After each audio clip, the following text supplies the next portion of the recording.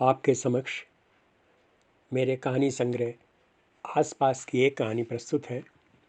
शीर्षक है chief guest. आज मेरी अच्छी खासी सुबह हुई थी। चूंकि रात में नींद अच्छी आई थी अतः रक्तचाप भी दुरुस्त था। मैं मुदित मन से लॉन में खिले हुए फूलों को निहार रहा था। मेरे गाउन की जेब में छठी ज्ञानेंद्री की तरह मेरा मोबाइल फ़ोन विराजमान था। अचानक इसकी घंटी बजी। मैं सुबह से मौन था अतः खुश हुआ कि चलो प्रातःकाल जिह्वा को व्यायाम कराने के हेतु कोई तो मिला। मैंने स्क्रीन पर देखा तो वहाँ बॉस का नाम चमक रहा था।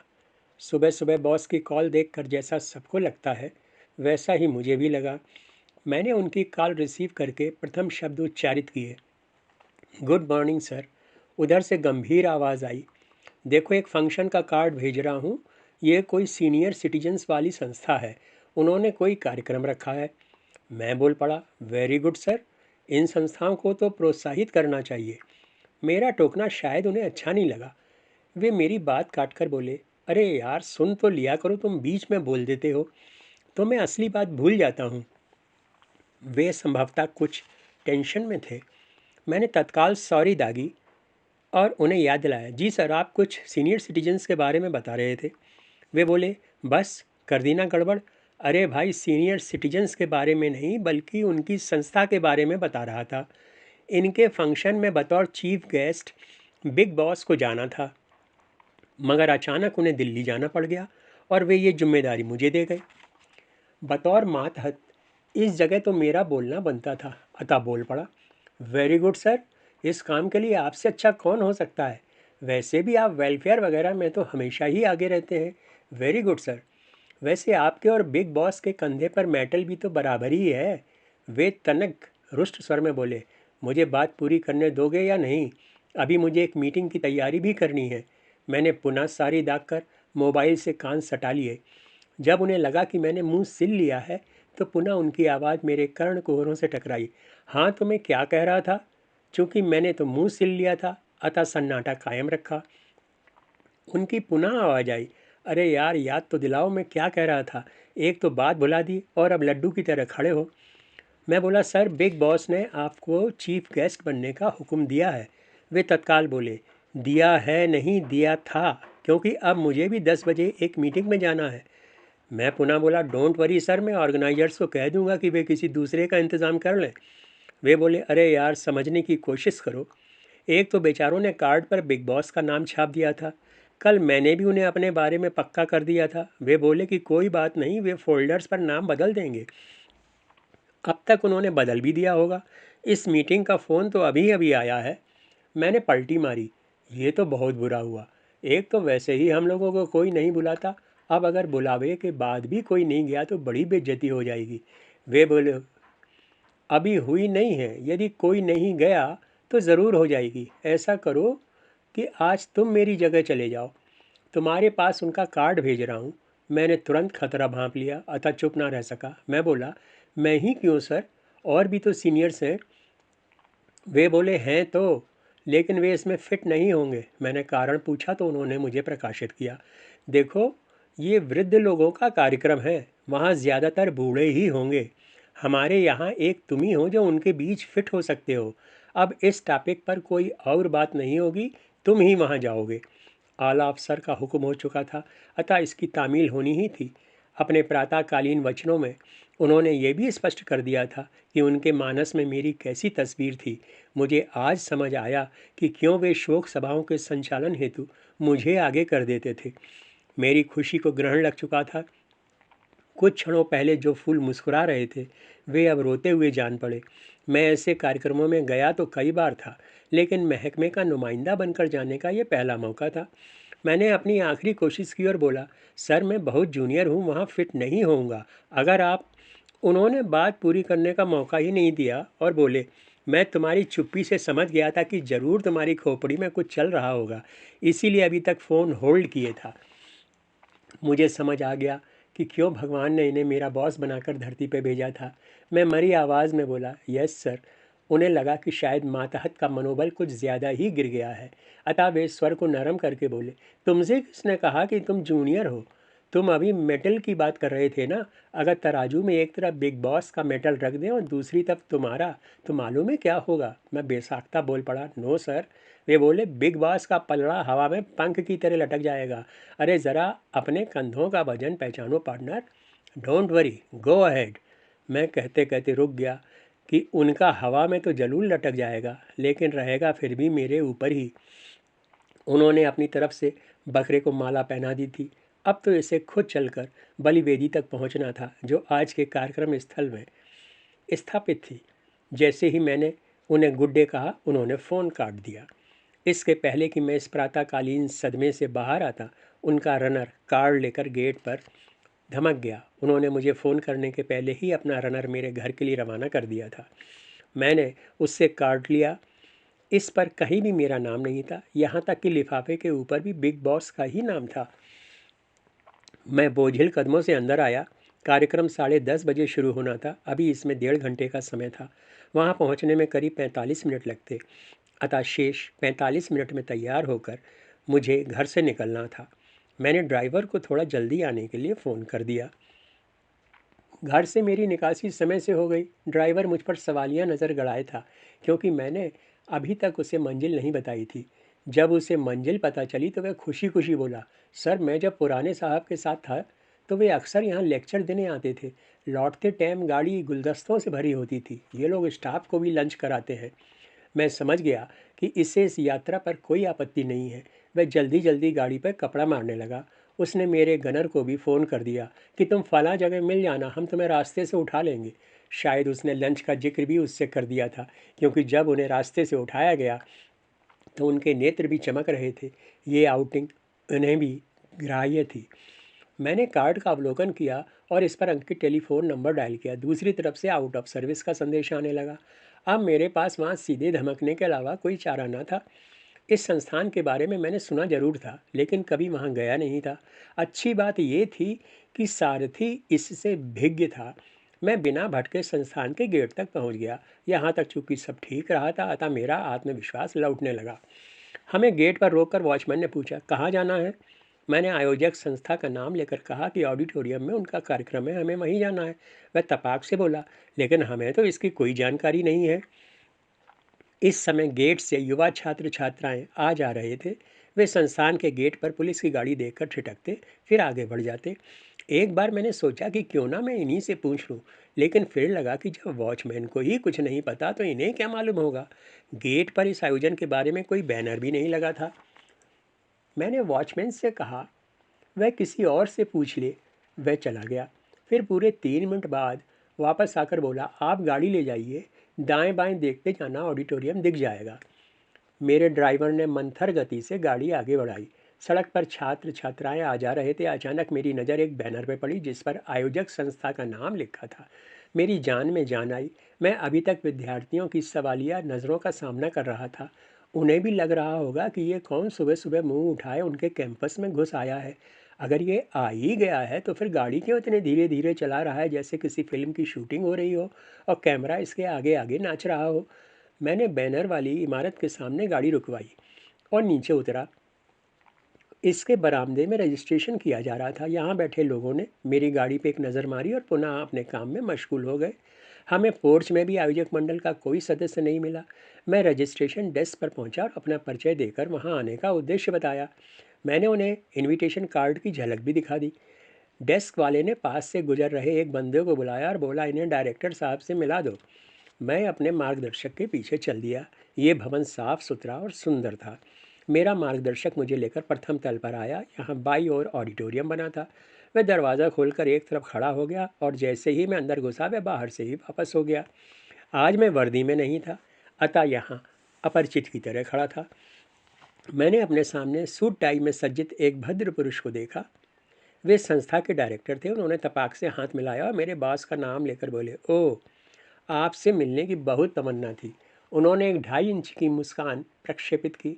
जवाब में मैंने भी दांत चियारे और बोला, मैं वो नहीं हूँ जो आप समझ रहे हैं। वे थोड़ा सशंकित दिखने लगे। मैंने परिचय दिया तो वे सहज हो गए। इसके बाद मैंने बताया कि कैसे मैं मिसगाइडेड मिसाइल की तरह भटकता हुआ अंततोगत्वा उनके समक्ष आकर रुका था। वे शायद मेरी करुण कथा से द्रवित हुए, क्योंकि उन्होंने तत्काल मुझे प्रथम पंक्ति में बैठा दिया। इसके बाद उन्होंने दो एक बातें और की, जिनका आशय मेरे पद आदि की पुष्टि करना ही था। उनके हिसाब से मेरे साथ एक आध वर्दीधारी भी होना चाहिए था, लेकिन मैं क्या करता, मेरा गनर तो ग्राउंड फ्लोर पर ही रुक गया था। उनके लिए यह अकल्पनीय था कि कभी कोई चीफ गेस्ट भी अपना परिचय देता हुआ सीधा कार्यक्रम स्थल पर धमक सकता है। मेरे सहयोगी प्रायः कहा करते थे कि यार, शरीर पर मांस चढ़ाओ, आखिर बंदे को कुछ तो अफसर जैसा दिखना चाहिए।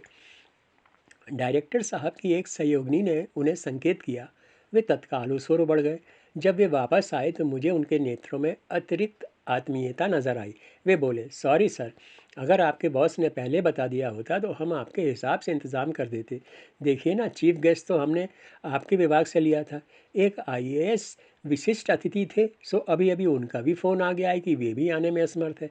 ऐसे में तो सर आपको ही चीफ गेस्ट बनना पड़ेगा। उन्होंने बड़ी उम्मीद से मेरी आंखों में झांका। यहाँ घटनाक्रम इतना तेज चल रहा था कि इसमें कुछ कहने की गुंजाइश ही नहीं थी। मैं गहरी सांस लेकर बोला, ये तो आपका अनुग्रह है।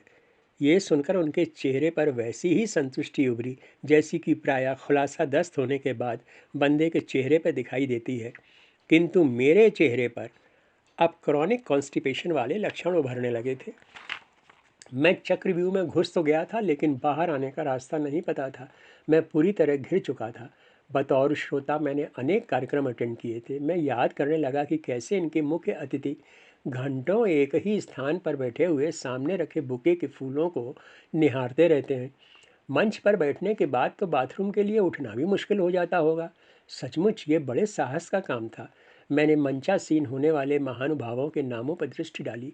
मैंने देखा कि इनमें एक पद्मश्री और कई राष्ट्रीय पुरस्कारों से सम्मानित मूर्धन्य साहित्यकार थे। दूसरे दूरदर्शन विभाग के अधिकारी थे, जो दर्जनों पुस्तकों के लेखक और पुरस्कारों के धारक भी थे। यहाँ एक वरिष्ठ महिला समाज सेवी भी थीं, जिन्हें सम्मानित नेत्री का दर्जा प्राप्त था। कार्यक्रम की अध्यक्षता वाइस चांसलर द्वारा की जानी थी। इनके अतिरिक्त डायस पर बैठने वालों में आयोजक संस्था के निदेशक भी थे। अब मैं भी इनमें शामिल हो गया था। बस डायस पे मेरा नाम नहीं था, मगर बैठना मुझे चीफ गेस्ट की कुर्सी पर था। मैं अभी बदले परिवेश को आत्मसात कर ही रहा था कि कार्यक्रम की संचालिका आई और मुझसे जीवन परिचय उपलब्ध कराने की अपेक्षा की। मैं उन्हें कैसे बताता कि आज के घटनाक्रम ने तो मुझे मेरा नाम तक भुला दिया था। आते समय मैं अपनी पुस्तक की एक प्रति लेता आया था और सोचा था कि इसे संस्था को भेंट कर दूंगा। मुझे याद आया कि इसके पृष्ठभाग पर मेरे बारे में जो कुछ भी बताने योग्य था वह सभी अंकित था। मैंने उन्हें पुस्तक भेंट कर दी। इस पर छपा विवरण पढ़कर वे मुदित हो गईं। उन्हें शायद लगा होगा कि आज का चीफ गेस्ट इतना भी चीप नहीं है, ये जब लिख सकता है तो कुछ बोल भी लेगा। कार्यक्रम का समय 10:30 बजे से था। मैं यहाँ 5 मिनट पहले पहुँच गया था। अब 11 बजने वाले थे। अतः विभिन्न आयु वर्ग के एकल और युगल श्रोता अपना कीमती वक्त निकाल कर आना शुरू हो गए। ऑडिटोरियम की पिछली सीटें संस्थान के छात्र छात्राओं ने भर दी। अंत में मंच वालों का आना शुरू हो गया। मुझे लगा कि इसके अनुसार तो मुझे सबसे अंत में आना चाहिए था, लेकिन मुझे भी कहाँ पता था कि यहाँ आकर मेरा उच्चीकरण हो जाएगा। यहाँ हाल में लगे स्क्रीन पर वृद्धावस्था की कठिनाइयों को दर्शाती वीडियो क्लिपिंग्स का प्रक्षेपण शुरू हो गया। ये सभी मानस को झंझोड़ने वाली थी। ये हमारे अज्ञान को दर्शाती थी, क्योंकि एक दिन हम सबको इसी अवस्था में पहुंचना है। किंतु फिर भी हम इस ओर आंखें मूंदे हुए हैं। इस संस्था का उद्देश्य जानकर मेरे मन में श्रद्धा उत्पन्न हो गई। मैंने एहसास किया कि आज मुझे कितना गुरुतर दायित्व मिला था। मैं मनी मन भगवान को सुमिरा कि वे मुझे इस योग्य बनाएं। संचालिका ने सर्वप्रथम मंच की कुर्सियों पर इनके हकदारों को कैद किया। इनमें एक मैं भी था। इसके बाद मंचासीनों को पुष्पगुच्छ भेंट किए गए, जो उन्हें अगले 2 घंटों तक निहारने थे। इसके बाद दीप प्रज्वलन हुआ। संस्था निदेशक ने संस्था का परिचय देने में ही अगले वक्ता का समय हर लिया। सब समझ गए कि यह कार्यक्रम लंबा खिंचने वाला है। इनके भाषण के दौरान मेरे मंचासीन पड़ोसी अपने मोबाइल पर एसएमएस करते रहे। अगले क्रम के वक्ता अपने होंठों पर मधुर मुस्कान लिए आतुर आंखों से संस्था निदेशक को ताक लेते थे। शायद वे कहना चाह रहे थे कि जब खुद ही सब कुछ बोलना था तो फिर हमें क्यों बुलाया है। श्रोता चूंकि सुनने आए थे, अतः वे बिना हुज्जत सुन रहे थे। उन्हें तो हर हाल में सुनना ही था, फिर वक्ता चाहे कोई भी हो। युवाओं की नज़रें मोबाइलों पर चिपकी थीं, अतः उनके खेमे में पिन ड्रॉप साइलेंस था। जैसे तैसे अगले वक्ता का नंबर आया। वे प्रभावशाली व्यक्तित्व के स्वामी थे और देखने से ही मुख्य अतिथि जैसे लगते थे। दैव योग से आज मुझे उनका सौभाग्य प्राप्त हो गया था। माइक पर आते ही उन्होंने गला साफ किया और इसकी गर्दन उमेट कर मुख के सामने की। मोबाइलों पर झुकी गर्दनें सीधी हो गईं। संचालिका ने उनका परिचय देने में पूरे 5 मिनट ले लिए। वक्ता ने अपना वक्तव्य फर्स्ट गियर में शुरू किया। जब वे काफ़ी देर तक इसी में रुके रहे तो युवा गर्दनें पुनः मोबाइल पर झुक गईं। वरिष्ठ श्रोतागण इन्हें बड़ी श्रद्धा से सुन रहे थे, क्योंकि ये एक जाना माना नाम थे। ये संस्कृत के ज्ञाता भी थे, अतः उन्होंने अपने कहे कुछ शब्दों की व्याख्या भी की। उनका भाषण समाप्त होने पर युवाओं की करतल ध्वनि से हल गूंज गया और वे पुनः अपने मोबाइल की दुनिया में खो गए। अगले वक्ता अधिकारी होने के साथ साथ कवि भी थे। उन्हें खुद से ज़्यादा दूसरों की रचनाएं सुनाने में मज़ा आता था। यहाँ उन्होंने कुछ मशहूर शेर पढ़े। युवाओं को जहाँ कहीं शेर का संबंध माशूक वगैरह से लगा, वहाँ उनकी हथेलियाँ ज़ोरदारी से टकराईं। वक्ता ने उत्साहित होकर कुछ कठिन टाइप शेर पढ़ दिए, जिनमें फ़ारसी के शब्द भी थे। युवाओं को तत्काल अरुचि हो गई और वे पुनः मोबाइलों पर झुक गए। बाद में मुझे ज्ञात हुआ कि चूंकि अगले दिन वैलेंटाइन डे था, अतः सभी अपने वैलेंटाइनों को मैसेज भेजने में जुटे थे। अगली वक्ता आदरणीय विदुषी थीं, जो स्वयं भी वरिष्ठ नागरिक थीं। वे जीवन के 8वें दशक में प्रवेश कर चुकी थीं। उन्होंने माइक थामते ही हाल में बैठी तरुणियों पर निशाना साधा। वे उन्हें अपने बाल्यकाल के उदाहरण देकर पारिवारिक संबंध, मान मर्यादा, संस्कार, भाई बहनों का प्रेम, छोटे बड़े का लिहाज आदि के संबंध में विस्तार से समझाने लगी। युवाओं को लगा कि जैसे हाल में कोई नानी या दादी आ गई हों। बच्चे उनसे आंखें चुराने लगे। जब तक वे बोलीं, युवा गर्दनें सीधी रहीं। वरिष्ठ श्रोताओं ने सारा समय मुंडियां हिलाई, क्योंकि घर पर वे भी यही सब सुनाते थे। कुल मिलाकर ये औरों की तुलना में अधिक सुनी गई। मैं चीफ गेस्ट की कुर्सी में धंसा हुआ सब कुछ देख रहा था। अंततोगत्वा मेरा नंबर आया। संचालिका ने मेरा परिचय पढ़कर श्रोताओं को समझाने का पूरा प्रयास किया कि उन्होंने आज एक ऊंची हस्ती को चीफ गेस्ट बनाया है। वे चाहे कुछ भी कहती, लेकिन मैं तो अपनी स्थिति को जानता था। मैं मंच पर ऐसे मूर्धन्यों के बीच में बैठा था, जिसमें एक तो पद्मश्री से सम्मानित थे। संचालिका बोली कि हमारे चीफ गेस्ट ने अपनी जीवन यात्रा बतौर ऑटो रिक्शा चालक शुरू की थी। ये सुनते ही सारी निगाहें मेरी ओर घूम गईं। मुझे अपना मुख्य आतिथ्य खतरे में लगने लगा। फिर उन्होंने बात पूरी करते हुए कहा कि जो यात्रा ऑटो रिक्शा से शुरू हुई थी, वही आज इस समारोह में चीफ गेस्ट बनाकर ले आई है। पता नहीं उनके शब्दों में क्या जादू था कि पूरा हाल तालियों से गूंजने लगा। कोई नहीं जानता कि युवाओं को कब और क्या अच्छा लग जाए। शायद उन्हें लगा होगा कि बंदे में कुछ तो है, तभी तो यहाँ तक पहुँचा है। खैर, संचालिका ने मुझे भली भांति परोस दिया था। मंचासीन महानुभाव भी अब मुझे बदली नज़रों से देख रहे थे। मैं उस वक्त तो नहीं समझ सका था, लेकिन बाद में पता चला कि उन्होंने उसी क्षण मुझे अपना लिया था। शायद ज़िंदगी ने उन्हें भी काफ़ी सताया था और इस स्तर पर उन्होंने मुझे अपने समकक्ष पाया था। युवाओं ने अपने मोबाइल रख दिए। अब वे मुझे सुनना चाहते थे। इस समय 1 बज रहा था। पिछले 2 घंटों से श्रोतागण अपनी लघु और दीर्घ शंकाओं को रोके हुए हठयोग कर रहे थे। मैं इन क्षणों में अभिभूत था। सर्वप्रथम मैंने मंचासीन महानुभावों को मान सहित संबोधित किया, फिर श्रोताओं को मित्र कहकर पुकारा। इस शब्द ने उपस्थित श्रोताओं के बीच उम्र का अंतर मिटा दिया। इसके बाद मैंने अपनी ट्रायोलॉजी स्पष्ट की कि आज किस प्रकार मुझ में बिग बॉस और छोटे बॉस का समन्वय था। मैं आज 3 in 1 था। मेरी स्वीकारोक्ति उन्हें पसंद आई। इसके बाद आज सुबह से मुझ पर जो बीती थी, वह उन्हें अक्षरशः सुना दी। सारा हाल हंस हंस कर बेहाल हो गया। वातावरण बदल चुका था। युवाओं को मेरी साफ गोई पसंद आई थी। बाकी शायद इसलिए भी खुश थे कि ये उन पर नहीं बीती थी। ऐसा कुछ जब किसी दूसरे पर बीते तो सबको मज़ा आता है। खैर, सीनियर सिटीजन्स ने भी इस मौके का लाभ उठाया और ठहाकों के बीच अपने फेफड़ों में पर्याप्त ऑक्सीजन खींची। इनमें से अधिकांश आज अरसे बाद खुलकर हंसे थे। आप बीती सुनाकर मैं बोला कि बंदा अगर हिम्मत न छोड़े तो जीत ही जाता है। जैसे कि मैं आज अंत में यहाँ चीफ गेस्ट बन गया। आयोजन की विषय वस्तु चूँकि पूर्व वक्ता बखान कर चुके थे, अतः इस बारे में बोलने को कुछ खास नहीं था। फिर भी मौके की नज़ाकत देखते हुए मैंने एक दो बातें कहीं। मैं बोला, हम सबका जन्म एक ही प्रकार से होता है। यह सुनते ही कुछ आंखें शंकालु हो गईं। मैं उन्हें भांप कर बोला, आप निश्चिंत रहें, मैं ये बताने नहीं जा रहा कि ये कैसे होता है, क्योंकि इससे तो आप सभी भिज्ञ हैं। इस पर पुनः कुछ श्रोताओं ने फेफड़ों में ऑक्सीजन खींची। मैंने अपनी बात स्पष्ट की कि जन्म के समय हम सबको औसतन 100 वर्ष की करेंसी मिलती है। हम इसे खर्च करके तजुर्बे में तब्दील करते जाते हैं।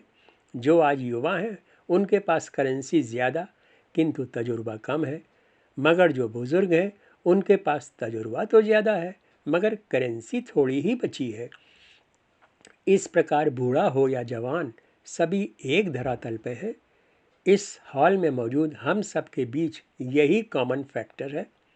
जब इस स्तर पर हम बराबर हैं तो हमें परस्पर मान देना ही चाहिए। यहाँ दो ही तरह के श्रोता हैं, या तो वे तजुर्बेकार हैं या मासूम। मासूम तजुर्बेकार बनने को बेचैन हैं और तजुर्बेकार पुनः मासूम बनने को ललक रहे हैं। वक्त हमसे खामोश सौदा करता है। यह हमें तजुर्बा देकर हमारी मासूमियत ले जाता है। बड़ों और बच्चों दोनों को परस्पर एडजस्ट करना चाहिए। बच्चों को जब बड़ों के साथ घुटन नहीं होगी तो वे भी बूढ़े माँ बाप को छोड़कर NRI बनने विदेश नहीं दौड़ेंगे। हम बड़े हैं, अतः पहल हमें ही करनी होगी। बच्चे भी समझदार हैं, अतः ये भी अपना बुढ़ापा तन्हाई में नहीं जीना चाहेंगे। मैं अपनी बात कह चुका था। हॉल में सन्नाटा था। मुझे शंका हुई कि कहीं मैंने कोई गलत बात तो नहीं कह दी, किंतु अगले ही क्षण हॉल तालियों से गूंजने लगा। श्रोताओं की आंखें बता रही थी कि उन्हें भी मेरी बातों में दम नज़र आया था। मैं जब मंच पर वापस आया तो मंचासीन आँखों में अपने लिए स्नेह पाया। वरिष्ठ नेत्री जी ने पर्स से इलायची निकाल कर दी और बोली, इसे चबा लो, आराम मिलेगा, तुम्हारा गला सूख गया है। उनका उपचार तजुर्बे पर आधारित था, क्योंकि पिछले 40 वर्षों में वे जनता को संबोधित कर रही थीं। इसके बाद अध्यक्षीय भाषण हुआ और धन्यवाद ज्ञापन के साथ कार्यक्रम का समापन हो गया। सभी लोग लंच के लिए चल दिए। आज सुबह मैं ऑडिटोरियम में अपरिचित की तरह आया था, किंतु यहाँ से बाहर आते समय सभी मेरे साथ थे। पद्मश्री महानुभाव ने मुझे प्रेमवश हृदय से लगा लिया। वे भावुक हो गए थे।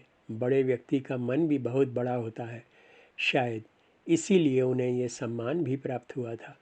मैं यहाँ से संबंधों का खजाना लेकर लौट रहा था। सुबह बॉस का टेलीफोन सुनने के बाद जो भाव उत्पन्न हुए थे वे अब तिरोहित हो चुके थे और मुझे भी लग रहा था कि जीवन में जो होता है भले के लिए ही होता है। Subscribe to our channel by clicking the subscribe button. Click the bell button and enjoy the latest uploads from our channel.